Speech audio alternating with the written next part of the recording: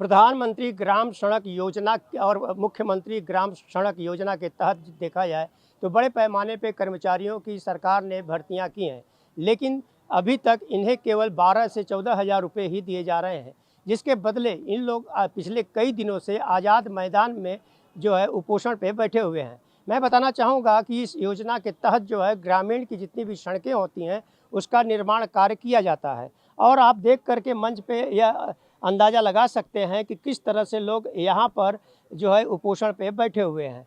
मैं वहीं पर बताना चाहूँगा कि महाराष्ट्र ग्राम सड़क योजना के तहत बड़े पैमाने पे महाराष्ट्र में सड़कों का निर्माण भी किया गया है। प्रधानमंत्री सड़क योजना के तहत बड़े पैमाने पे लोगों की नियुक्तियाँ भी की गई हैं, लेकिन इन कर्मचारियों को देख करके आप अंदाज़ा लगा सकते हैं कि यह अपनी मांगों को लेकर के आज आज़ाद मैदान में इसलिए आए हैं कि सरकार इनकी मांगों पर अमल करे। इसी मुद्दे पे हम बात करना चाहेंगे इन कर्मचारियों से।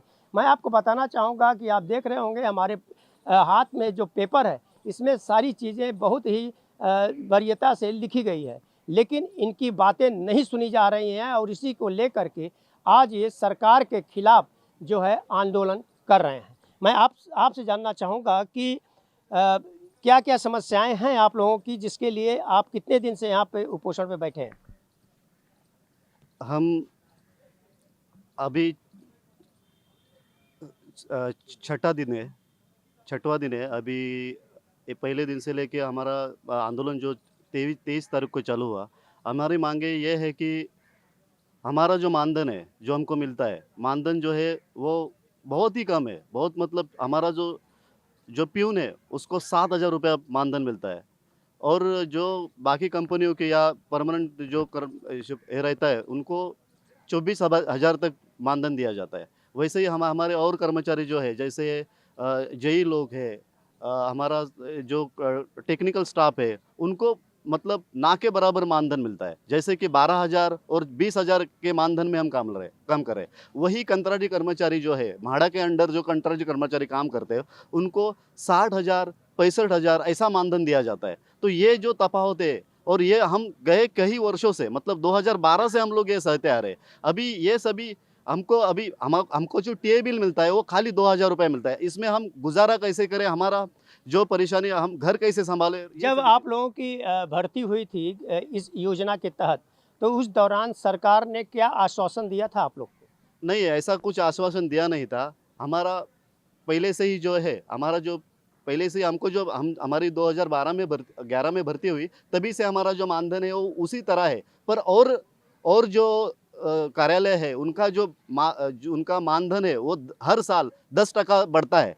10%, 15%, 20% ऐसा उनका मानधन में बढ़ोतरी होती है। हमारे मानधन में 1 रुपया भी 2012 से बढ़ोतरी नहीं हुई है। अच्छा, आपसे मैं जानना महिलाएं भी हैं यहाँ पे काफ़ी, मैं आपसे जानना चाहूँगा कि आप कौन से सन में यहाँ पर भर्ती हुई और अभी तक आपको क्या सैलरी मिली?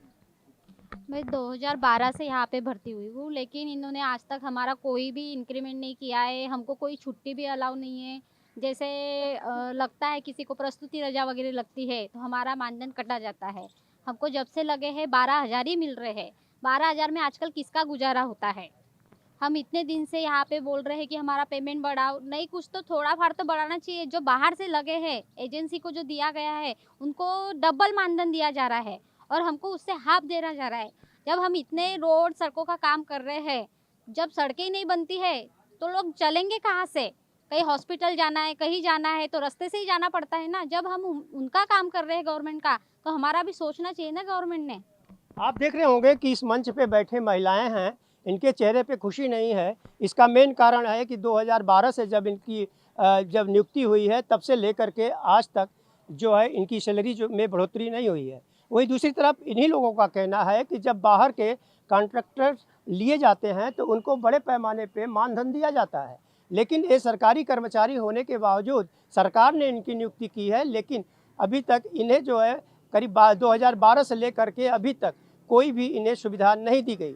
सैलरी की बात करें तो 12,000 जिसकी सैलरी है आज भी वह उतना ही पा रहा है, और जिसकी 20,000 है उसे भी उतना ही मिल रहा है। इनका कहना है कि महंगाई भत्ता भी नहीं मिलता, और जब ये छुट्टियां लेते हैं तो इनकी सैलरी काट दी जाती है।